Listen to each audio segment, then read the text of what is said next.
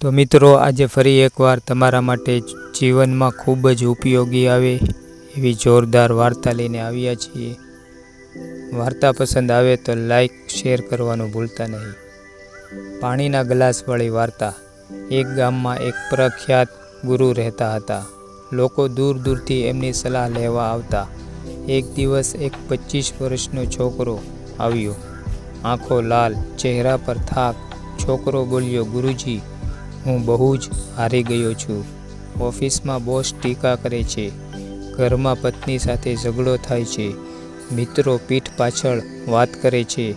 હું બધું ભૂલવા માંગુ છું, પણ ભૂલી શકતો નથી. મારું મન બહુ ભારે રહે છે. ગુરુએ તેની સામે જોયું, એક શબ્દ પણ ન બોલ્યા. એમણે પોતાની સામે પડેલો પાણી ભરેલો કાચનો ગ્લાસ ઉપાડ્યો અને છોકરાના હાથમાં આપ્યો. ગુરુ બોલ્યા, બસ આને ઊંચો પકડી રાખ. જ્યાં સુધી હું કહું ત્યાં સુધી નીચે ન મૂકતો. છોકરાને નવાઈ લાગી. આ તે કેવો ઉપાય? પણ ગુરુની આજ્ઞા હતી એટલે પકડી રાખ્યો. શરૂઆતની 2-3 મિનિટ તો કંઈ જ ન લાગ્યું. ગુરુ પોતાના બીજા શિષ્યો સાથે વાતો કરતા રહ્યા. 10 મિનિટ પછી છોકરાના હાથમાં થોડો દુખાવો શરૂ થયો. એણે હાથ બીજા હાથથી ટેકો આપ્યો. 20 મિનિટ પછી આખો હાથ શૂન્ય થવા લાગ્યો.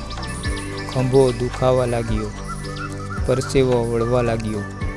30 મિનિટ પછી છોકરાથી રહેવાયું નહીં. એ રડી પડ્યો, ગુરુજી, હવે નથી થતું. હાથ તૂટી જશે એવું લાગે છે. ત્યારે ગુરુ હસ્યા અને બોલ્યા, બેટા, મને એક વાત કહે. ગ્લાસનું વજન વધ્યું છે? પાણી વધ્યું છે? છોકરો બોલ્યો, ના ગુરુજી, જેવો હતો એવો જ છે, 200 ગ્રામ જેવો. ગુરુ બોલ્યા, તો પછી દુખાવો કેમ વધ્યો? છોકરો વિચારમાં પડી ગયો. ગુરુએ તેના ખંભા પર હાથ મૂક્યો અને કહ્યું, સાંભળ, આ જ ગ્લાસ તારી ચિંતા છે.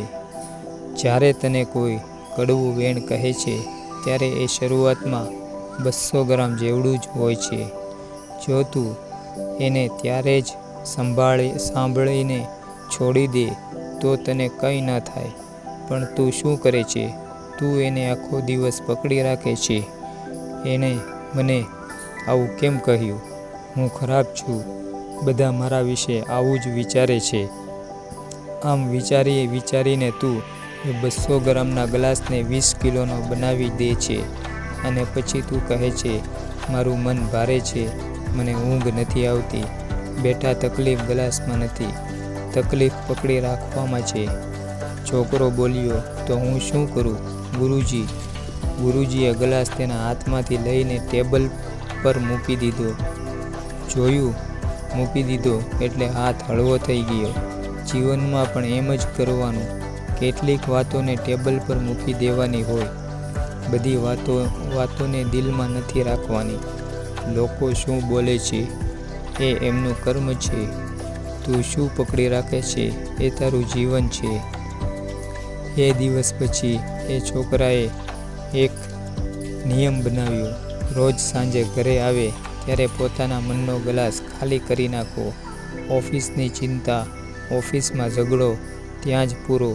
3 મહિનામાં એનો ચહેરો બદલાઈ ગયો. આ વાર્તાનો સાર એક જ છે, જે વાત તને આજે દુઃખ આપે છે એને જો તું કાલ સુધી પકડી રાખીશ તો એ ઘા બની જશે. અને જો તું આજે જ મૂકી દઈશ તો એ અનુભવ બની જશે. તો આજે તારો કયો ગ્લાસ નીચે મૂકવો છે? તો મિત્રો, આજની સ્ટોરી અહીં સમાપ્ત થાય છે. અને મિત્રો, વાર્તા પસંદ આવી હોય તો લાઈક શેર કરવાનું